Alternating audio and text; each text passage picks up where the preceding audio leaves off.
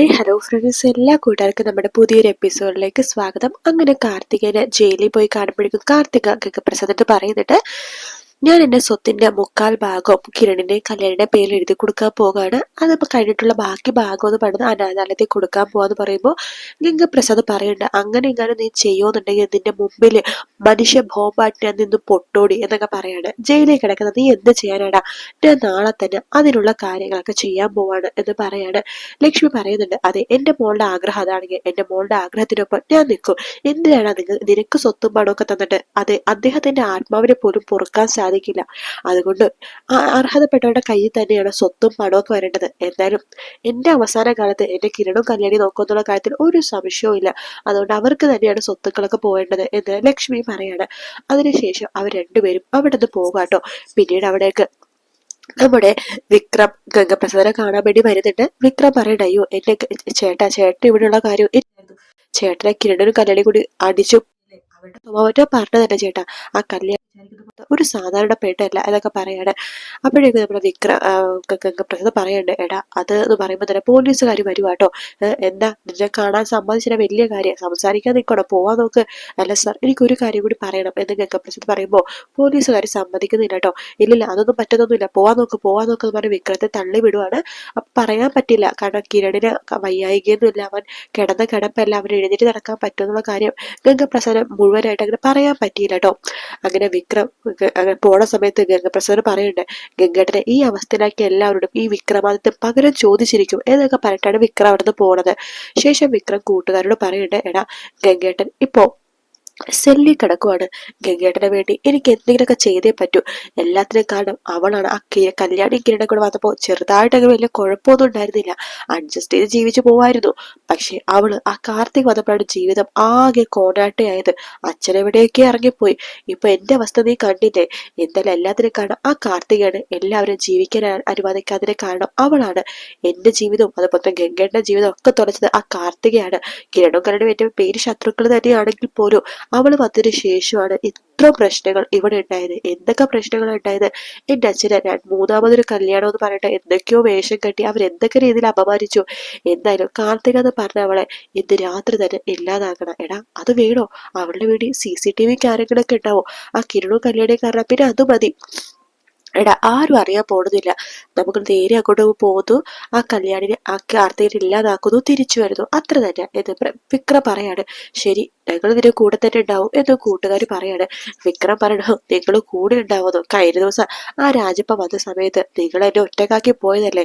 എടാ രാജപ്പ എന്ന് പറയണത് നിനക്കറിയാം, അയാളുടെ കൂടെ 2 ഗുണ്ടകൾ ഉണ്ടായിരുന്നു. പക്ഷെ ഇത് സാധാരണ ഒരു പെണ്ണിനെ ഇല്ലാതാക്കാൻ പോവല്ലേ, ഞങ്ങൾ അതിന്റെ കൂടെ തന്നെ ഉണ്ടാകും എന്ന് കൂട്ടുകാർ പറയാണ്. ശരി ശരി എന്ന് വിക്രം പറയുന്നുണ്ട് കേട്ടോ. അങ്ങനെ രാത്രി തന്നെ വിക്രം കാർത്തികയുടെ വീട്ടിലേക്ക് പോകാട്ടോ. ശേഷം ബെല്ലടിക്കുമ്പോഴേക്കും കാർത്തിക് വിചാരിക്കുകയാണ്, ഇതാരാ ഈ സമയത്ത് എന്ന് പറഞ്ഞിട്ട് വാതിൽ തുറക്കുമ്പോഴേക്കും വിക്രമായിരിക്കട്ടെ. വിക്രം ഒറ്റക്കായിരിക്കും. നീ എന്തിനാടാ ഈ സമയത്ത്? അല്ല നീ എന്തോ ജയിച്ചത് പറഞ്ഞ ഒരു അഹങ്കാരം ഉണ്ട് നിനക്കല്ലേ. എനിക്കും അങ്ങനത്തെ ഒരു അഹങ്കാരമില്ല. നിങ്ങൾക്ക് ഉണ്ടാവുമായിരിക്കും, കാരണം നിങ്ങൾ എപ്പോഴും തോറ്റു പോയിക്കൊണ്ടിരിക്കണല്ലേ. അപ്പോ ജയിച്ചവരെ കാണുമ്പോൾ നിങ്ങൾക്കൊരു കുശുമ്പും കുന്നായ്മയൊക്കെ ഉണ്ടാവുമല്ലോ. എടി നീ വലിയ ആളാവാൻ നിൽക്കണ്ട. നീ വന്നതേ പിന്നെയാ ആ കല്യാണി എന്ന് പറഞ്ഞവൾക്ക് ഹുങ്ക് കൂടിയത്. അവൾക്ക് നേരത്തെ ഒരു എല്ല് കൂടുതലായിരുന്നു. പക്ഷെ എന്നാലും കുഴപ്പമില്ലാത്ത രീതിയിൽ ഞങ്ങൾ ജീവിച്ചു പോവായിരുന്നു. നീ വന്നതോട് കൂടി തന്നെ ഞങ്ങളുടെ ജീവിതം ആകെ കോണയായിട്ടായി പോയത്. എടാ അതിന് കാരണം ഞാനല്ലടാ, നിങ്ങളുടെ കയ്യിലിരിപ്പാണ് എന്ന് കാർത്തിക പറയുമ്പോ, എടി എന്റെ അച്ഛൻ എവിടെയാന്ന് പോലും എനിക്കറിയില്ല. അത് നിന്റെ അച്ഛൻ മാത്രമല്ലടാ, ശരിക്കും പറഞ്ഞാൽ എന്റെയും കല്യാണിയുടെ കാദംബരിയുടെ ഒക്കെ അച്ഛനും കൂടിയിട്ടല്ലേ. എന്നിട്ട് അയാൾ നിന്റെ മാത്രമേ മകനായിട്ട് കാണുന്നുള്ളൂ. അതാണ് അയാളെ ഏറ്റവും വലിയ ചെയ്ത തെറ്റ്. ചിലപ്പോ അമ്മൂമ്മനെ പോലെ മനസ്സ് മാറി എവിടെയെങ്കിലുമൊക്കെ തപസ് ചെയ്യാനോ അല്ലെങ്കിൽ ജപം ജപിക്കാനോ അല്ലെങ്കിൽ എവിടെയെങ്കിലൊക്കെ അമ്പലത്തിന് ക്ഷേത്രത്തിന് ഫ്രണ്ടിലോ പള്ളിയുടെ മുമ്പിൽ എവിടെയെങ്കിലൊക്കെ ഉണ്ടാവോടാ എന്ന് പറയാണ്. എടി നീ ഒരുപാട് അങ്ങോട്ട് കളിയാക്കല്ലേ. പിന്നെ എവിടെ പോയടാ നിന്റെ അച്ഛൻ? അതോ നീ തന്നെ എങ്ങാനും കൊന്നു നിന്റെ അച്ഛനാ? എടി ഞാൻ കൊല്ലാൻ തന്നെയാ വന്നത്, അതെന്റെ അച്ഛനല്ലേ. എല്ലാത്തിനും കാരണം നീയാണ്. നീ ഇല്ലാതായാലേ ആ കല്യാണി തകർന്നു പോകുള്ളൂ. അവളെ സ്നേഹിക്കുന്ന എല്ലാവരെയും ഞാൻ ഇല്ലാതാക്കോടി. ഇത്രയും നാളെ ഞാൻ വെറുതെ ഇരുന്നു, എന്നെ കൊണ്ട് ഒന്നിനും പറ്റില്ലെന്നൊക്കെയാ നിങ്ങൾ വിചാരിച്ചത്. പക്ഷെ നീ നോക്കിക്കോ, ഇന്നത്തോടെ നിന്റെ അന്ത്യമാണെന്ന് പറയുമ്പോ വിക്രം വെറുതെ കളിക്കലട്ടെ, പോവാൻ നോക്ക് നീ ഇവിടുന്ന്. ഇല്ല ഞാൻ പോവില്ലടി. എന്തൊക്കെ പറഞ്ഞാൽ നീ എന്റെ ചേച്ചി തന്നെയാണ്. പക്ഷെ എനിക്ക് ഇങ്ങനത്തെ ഒരു ചേച്ചിനെ വേണടി. ആദ്യം ഞാൻ നിന്നെ ഇല്ലാതാക്കും, ശേഷം ഞാൻ കല്യാണിയുടെ വീട്ടിലേക്ക് പോകും, അവൾ ഇല്ലാതാക്കും. എന്നാലും കിരൺ കിടന്ന കിടപ്പാണല്ലോ, അതുകൊണ്ട് അവരൊന്നും ചെയ്യാൻ സാധിക്കില്ല. ഇനി അവൾ ഇല്ലാതാക്കാൻ പോണത് ഞാനാടി. അത് നിന്നെ കൊന്നിട്ടാണ് ഞാൻ അങ്ങോട്ട് പോകാൻ പോണത്. വിക്രം, നീ പോകാൻ നോക്ക്, ഞാൻ പോലീസിനെ വിളിക്കും. ആരെ വിളിക്കുന്നത് പറഞ്ഞത്? പോലീസിനെ വിളിക്കും. അതിന് നിനക്ക് ഫോൺ വേണ്ടി, നിന്റെ ഫോൺ ഇതാന്ന് പറഞ്ഞ് തല്ലി പൊട്ടിക്കാണ്. ശേഷം വിക്രം കയ്യിലുണ്ടായത് ആ വലിയൊരു ഇരുമ്പ് ഒലക്ക വെച്ചിട്ട് ഇങ്ങനെ കാർത്തികിന്റെ അടുത്തേക്ക് പോവാട്ടോ. കാർത്തിക് അപ്പോഴേക്കും അവിടേക്ക് ഇങ്ങനെ പേടിച്ച് പോകുമ്പോഴേക്കും വിക്രം ഇങ്ങനെ തള്ളിയിടുവാണ് കാർത്തികനെ. കാർത്തിക നിലത്തേക്ക് വീഴുന്നുണ്ട്. വിക്രം വേണ്ട വേണ്ട എന്ന് പറയുമ്പോ, ഞാൻ ചെയ്യൂടെ, കാരണം എല്ലാത്തിനും കാരണം നീയൊക്കെ തന്നെയാണ്. ഞങ്ങൾ എന്തിനാണ് ഇനി ജീവിക്കണത്? ഞങ്ങൾ സുഖമായിട്ട് ജീവിക്കാതെ നിങ്ങൾ സുഖമായിട്ട് ജീവിക്കണേ എന്ന് പറഞ്ഞ് കയ്യിലുണ്ടായിരുന്ന ആ ഇരുമ്പോലൊക്കെ വെച്ച് കാർത്തികയുടെ തലയ്ക്കൊരു ഒറ്റ അടി വെച്ച് കൊടുക്കാട്ടോ. കാർത്തിക അപ്പൊ തന്നെ അവിടേക്ക് ചത്ത് വീഴുവാണ്. പക്ഷെ എങ്കിലും വിക്രം വീണ്ടും അടിക്കുന്നുണ്ട്. അങ്ങനെ കാർത്തികയുടെ തലേന്ന് ബ്ലഡ് ഇങ്ങനെ പോയിക്കൊണ്ടേ ഇരിക്കാട്ടോ. പെട്ടെന്ന് കല്യാണിക്ക് ആകെ ഒരു വെപ്രാളം പോലെ ഉറങ്ങിക്കൊടുക്കുന്ന കഴിപ്പെട്ട് ചാടി എഴുതേക്കാണ്. കിരൺ ചോദിക്കട്ടെ എന്ത് പറ്റി കല്യാണി ചോദിക്കുമ്പോൾ, കല്യാണി എന്താ സംഭവിച്ചെന്ന് ചോദിക്കുമ്പോൾ, എല്ലാം എനിക്ക് എന്തോ വല്ലാത്തൊരു ടെൻഷൻ പോലെ, കാർത്തിക ചേച്ചിക്ക് എന്തോ ഒരു അപകടം പറ്റുന്ന പോലെ ഒരു സ്വപ്നം കണ്ടു. അത് നിനക്ക് വല്ലാത്ത പേടിയുള്ളത് കൊണ്ടാ. കാർത്തികയ്ക്ക് ഇനി ആരും ശത്രുക്കൾ ഉണ്ടാവാനാ?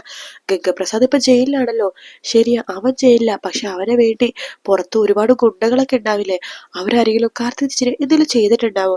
ഒന്നുമില്ല കല്യാണി, എല്ലാം നിന്റെ തോന്നലാണ്. ഇത് കൊള്ളാലോ. കാർത്തികയുടെ ഏറ്റവും വലിയ ശത്രുവായിരുന്നു ആ ഗംഗപ്രസാദ്. അയാൾ ഒതുങ്ങി കഴിഞ്ഞപ്പോഴും നിന്റെ പേടി മാറിയില്ലേ? എന്തോ എനിക്ക് വലുത്ത ടെൻഷൻ പോലെ. കിരണേട്ട, ഞങ്ങൾക്കൊന്ന് അവിടെ വരെ പോയി നോക്കിയാലോ ഈ രാത്രി? അത് വേണോ കല്യാണി? വേണം കിരണേട്ട, ഞാനത് ഒറ്റക്ക് പോയിക്കോളാം. വേണ്ട, നീ ഒറ്റക്കൊന്നും പോകണ്ട, ഞാനും കൂടെ വരാം എന്ന് പറയാണ്. അങ്ങനെ കിരണും കൂടി കല്യാണിയുടെ കൂടെ പോവാണ്. രാത്രി ആയോണ്ട് കിരൺ അങ്ങനെ നോക്കണമൊന്നുമില്ല. അവരൊരു വണ്ടി പിടിച്ചിട്ട് അവിടെ നിന്ന് അങ്ങോട്ട് പോകുവാട്ടോ. അങ്ങനെ പോയിട്ട് നേരെ പോണത് കാർത്തികയുടെ വീട്ടിലേക്കാണ്. അവിടെ പോയിട്ട് ബെല്ലടിക്കുമ്പോഴേക്കും കാർത്തിക ആണെന്നുണ്ടെങ്കിൽ വാതിൽ തുറക്കുന്നില്ല കേട്ടോ. ആ സമയത്ത് കല്യാണി പറയണ, അയ്യോ കാർത്തിക വാതിൽ തുറക്കുന്നില്ലല്ലോ എന്ന് പറയാണ്. അപ്പോഴേക്കും കിരൺ തള്ളി നോക്കുമ്പോൾ കല്യാണി ഈ വാതിൽ അടച്ചിട്ടില്ലെന്ന് പറയാണ്. അങ്ങനെ അവർ വാതിൽ തുറന്നു നോക്കുമ്പോഴേക്കും ഞെട്ടിക്കുന്ന കാഴ്ചയാണ് കാണുന്നത്. നമ്മുടെ കാർത്തിക അവിടെ മരിച്ചു കിടക്കുവാട്ടോ. കല്യാണിക്ക് എന്ത് ചെയ്യണമെന്ന് അറിയണം. അയ്യോ കിരണേട്ട, കാർത്തിക ചേച്ചി എന്ന് പറഞ്ഞിട്ട് കാർത്തികെ എന്ന് കിരൺ വിളിക്കുന്നുണ്ടെങ്കിലും കാർത്തിക എഴുന്നേക്കണമൊന്നുമില്ല കേട്ടോ. കല്യാണി, നമുക്ക് എത്രയും പെട്ടെന്ന് ഹോസ്പിറ്റലിൽ കൊണ്ടുവന്ന് പറഞ്ഞിട്ട് കാർത്തികനെ പൊക്കിയെടുക്കണം. അവിടെ നിന്ന് നേരെ ഹോസ്പിറ്റലിലേക്ക് കൊണ്ടുപോവാണ്. ഹോസ്പിറ്റലിലേക്ക് കൊണ്ടുപോയി കാർത്തികനെ പെട്ടെന്ന് തന്നെ അവിടെ ICUലൊക്കെ ആക്കുവാട്ടോ. അങ്ങനെ ഓപ്പറേഷനോ കാര്യങ്ങൾക്കൊക്കെ വേണ്ടിയിട്ട് ഓടിച്ചാടി നടക്കണം ഡോക്ടർ. അപ്പോൾ ഡോക്ടർ പറയുന്നുണ്ട് കാർത്തികനെ രക്ഷിക്കാനാവില്ല, കാർത്തിക ഇങ്ങനെ മരിച്ചുപോയി, തലക്ക് വലിയൊരു അഘാതമായിട്ടുള്ള അടി തന്നെയാണ് ഏറ്റിരിക്കുന്നത്, അങ്ങനെയാണ് കാർത്തിക മരിച്ചുപോയത് പറയാണ്. കിരണും കണക്ക് വല്ലാത്ത ഷോക്കായി പോട്ടോ. ഈശ്വര, ഈ വിഷയം എങ്ങനെ ലക്ഷ്മി അമ്മയെടുത്ത് പറയുമെന്നുള്ള ടെൻഷനിലാണ് അവര്. അങ്ങനെ ലക്ഷ്മി അമ്മയെടുത്ത് കാര്യങ്ങളൊക്കെ പറയുന്നുണ്ട്. ലക്ഷ്മി അമ്മ വരുന്നുണ്ട്. ലക്ഷ്മി അമ്മക്ക് ആകെ വിഷമവും പൊട്ടിക്കരയാട്ടോ. മറ്റേ കിരണോടും കരുതി ആ വലിയ സത്യം പറയാണ്. കാർത്തികക്ക് വലിയൊരു അസുഖം ഉണ്ടായിരുന്നു. ആ അസുഖം ഉണ്ടാവാൻ കാരണം തന്നെ ഗംഗപ്രസാദാണ്.